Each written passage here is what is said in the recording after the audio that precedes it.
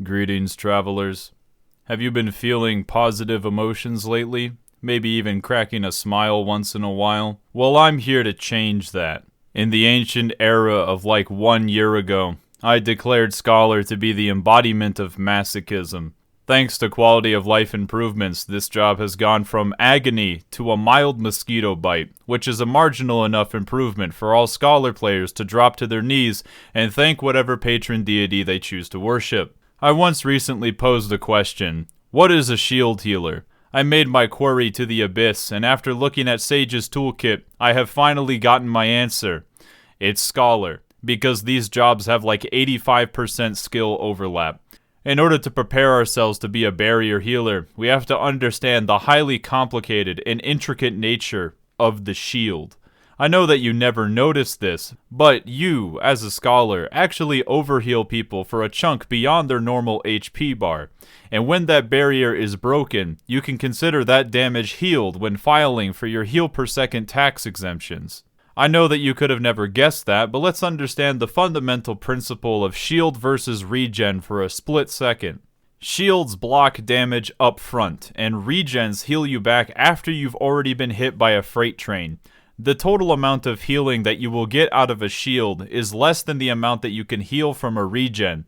This is a factual statement, but shields are here so that you can survive a mechanic with more HP and have a little bit more wiggle room when it comes to mitigation. It will typically make things simply more comfortable even if it's not necessary. However, if the shield is the difference between living and dying through a mechanic, you would not only say that shields are better than regens in that case, you would say that it's mandatory. Shields are literally mandatory for minimum item level Savage and especially ultimates. Try as you might, it is impossible to cast a regen on a corpse. This is why you want to take one shield and one regen healer in standard parties. Although as gear gets better for Savage, and depending on the encounter, double regen might end up being optimal, but not easier from an execution standpoint. Shield healing is all about prepping for mechanics instead of reacting to them, which is also known as how to play all healers correctly. But since it's impossible for the devs to make shields mandatory for any casual content, I just want you to imagine a piece of regular old content where if your shield healer doesn't press that shield button, everybody dies. Shield healing always just feels like garbage in casual content compared to regens. In my opinion, which is the only correct one, meaning that playing a shield healer when it's completely unnecessary, that is the true Scholar experience. To start your Dungeon Master training, we are going to need to learn the single most important fact. That Art of War is a gain on 2 or more targets. And they said that Sun Tzu would never come out with a sequel. You might also want to summon one of 2 possible fairies that have no gameplay differences other than pure aesthetics. I like to use Celine, because no other Scholar player on the planet uses Celine Dion. Celine also has purple in it, which is my favorite color. The great thing about Scholar is unlike its pathetic healing counterparts, our AoE is instant cast. Write that down, write that down! This allows us to weave all of our off GCD healing to maximize ground slapping while also having a panic attack mid-pull because your tank isn't using any mitigation, so you use the legendary drop everything and mash GCD and off GCD healing technique to survive. But if things are going smoothly, you want to manage your Aetherflow by pressing the Aetherflow button every minute, which will give you 3 stacks to spend on energy drain only. What are you trying to do? Let people live like a healer should? If you cast 3 energy drains instead, it's the equivalent of casting a whole other Broil 4 plus 5 potency every minute. So other buttons exist besides energy drain, but Scholar is the only healer that loses a chunk of damage for using their off GCD healing resource. Yes, it's just not that much damage in the grand scheme of things. The developer intended way, TM, to use energy drain is to dump all of your stacks before your next Aetherflow cast. Thank God energy drain has nothing to do with your MP economy because that would be super irritating. As far as the actual healing spenders go, Lustrate is a single target heal that heals for a pathetic amount, but it is spammable. Excogitation heals for a good amount when the person that you give it to drops below 50% maximum HP, and it is not spammable. Excog will not save someone if a single hit would kill them straight out, because it will just look you in the eyes and tell you that the dev team did not want this skill to be super overpowered and allow you to cheese mechanics in place of an invulnerability skill in most circumstances. Indomitability is an AoE heal, and although this is not Aetherflow related, if you use your Protractor on your tank in a trash pull, it will make it so that your heals are stronger and so that their maximum HP is increased. But we also have the true power class Aetherflow spender, Sacred Soil. While you are in this holy land, all of your loyal believers get 10% reduced damage and a regen after level 78. Simply place that on the ground for your tank in trash pulls, or for double tank busters, or for raid-wide damage, or for anything really. It might not always be the most valuable skill on the planet, but it certainly makes me feel better. Using Aetherflow stacks also gives you Fairy Gauge to spend on one skill, Aether Pact, which tethers any player within this mortal plane to your fairy and gives them a fat regen. It's the biggest regen in the game in my head, but if you feel like your fairy isn't working hard enough with that tether, you can interrupt it to give everyone a regen, or give everyone a buff to GCD healing only and a 5% magic mitigation, or just press a fairy AoE heal. Of course, our fairy can also reach its final form by utilizing Gigantamax and become extra large and extra shiny fairy. This will make your fairy heal in AoE while also letting you press an off GCD shield button that you will ideally use up before Seraph leaves the battlefield for the next 2 minutes. It's pretty useful in high damage raid-wide situations. If your fairy is not currently being told what to do, it will simply heal the lowest health member of the team that's currently in its range. This heal does add up over the course of an entire encounter. Many people like to pre-position the fairy in the center of the arena to ensure that everyone is mostly in range. And you will have to put that fairy back in its place if you ever get rid of it for any reason. Or because you got forcibly teleported for a mechanic. That's a fun one to deal with in specific encounters. It can also let you do some cool tech like standing far away from your fairy while you make it do something. It's a bit of niche scholar tech, but I would be lying to you if I said that having AoE heals come from a different origin point isn't useful. Of course, I should probably mention your GCD healing powers.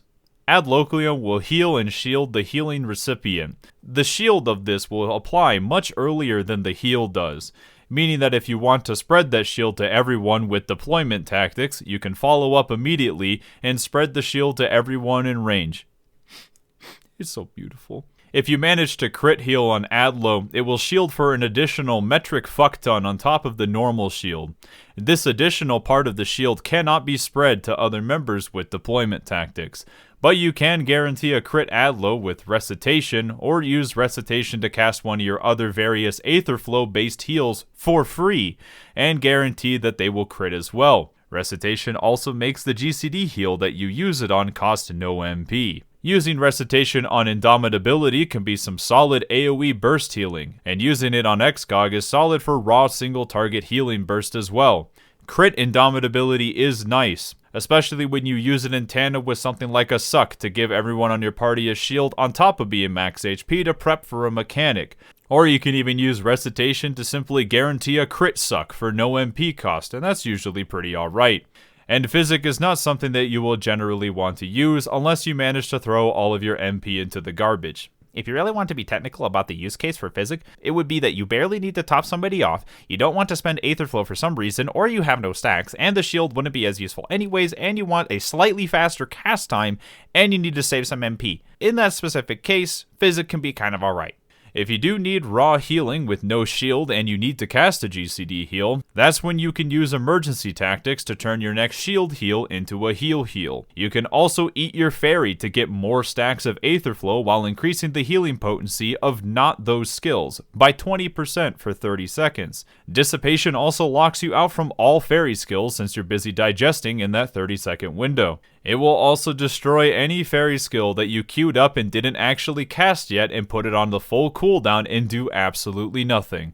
Oh. Except this is extremely hard to do now that fairy skills are much more responsive, but we make up for it by being unable to gain fairy meter while it's mealtime. Also, you can't eat Seraph because she's dummy thick. So to put it all together, you can't eat Seraph if Seraph is out, and you can't summon Seraph if you're currently eating. How's that for a semaphore problem? And finally, the last tool that you have at your disposal. You can make your party go fast rather than do it right.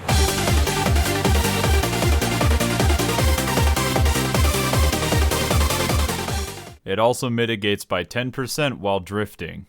While move speed can be a little bit hard to evaluate in terms of how strong it does make certain mechanics much more comfortable even if it's not a mandatory skill to have.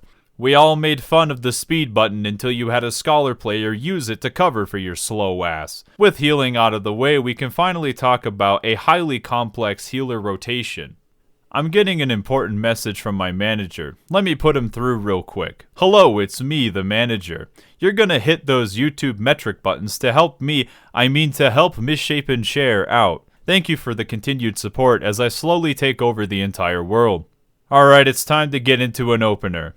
Except not really. Scholar doesn't have an opener in the sense of click these buttons in this specific order to do the most damage, because healers don't exactly have a complex DPS rotation. But it do have a dot though. Instead, here are the goals. If you are taking some steroids before combat, you want to do them right before your first spell cast, which is usually about 3 seconds before combat. You want to pre-pull with a broil so that you can hit the boss with it right as the battle starts, and immediately use Biolysis and weave Aetherflow. And now you get to mash broil, except you will typically want to use chain stratagem after this broil. This should line the buff up with every other raid buff in the party. In other words, you use chain stratagem 3 GCDs into combat. Now from here, this is when things can get a little crazy. You can try to land as many energy drains as possible in this buff window, even blowing Dissipation and Swiftcast for that sweet 300 potency inside of buffs. But that is making the assumption that you will never have to use Aetherflow for any healing ever.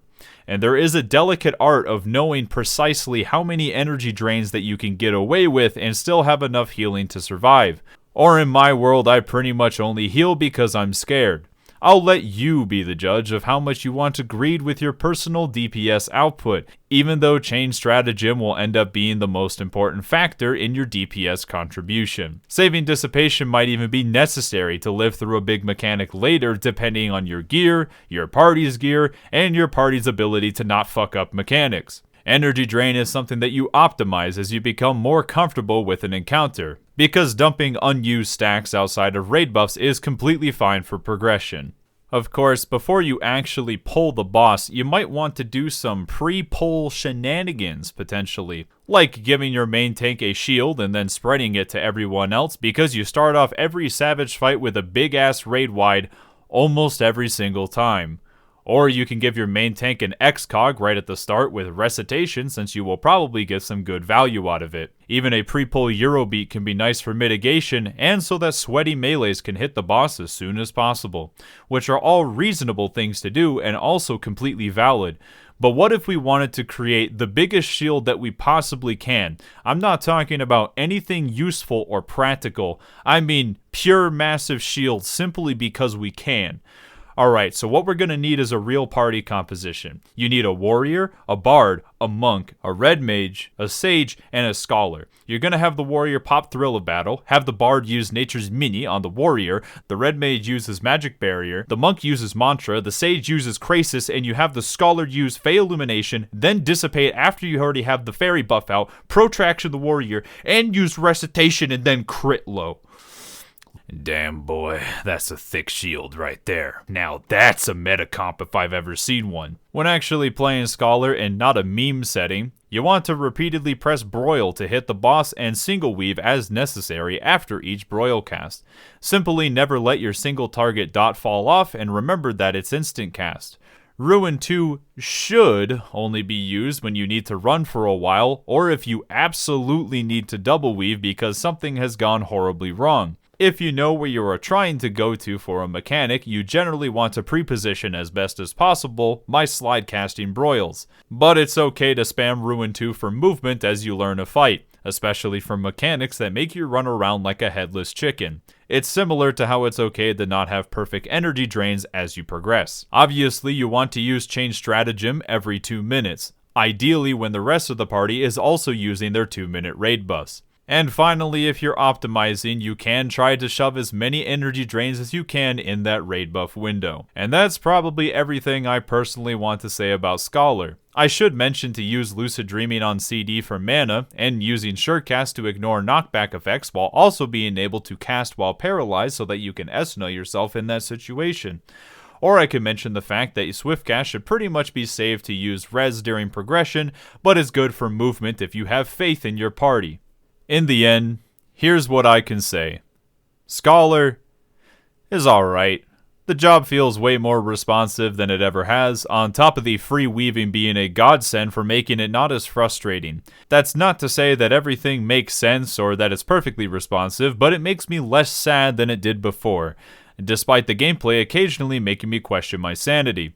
Scholar is an inevitability in the metagame though, because no matter what happens, no matter how potencies get changed, no matter how cracked any other skill is in the game, no matter how much people kick and scream, this job will always end up being the meta healer at some point in every expansion, which coincidentally is right now.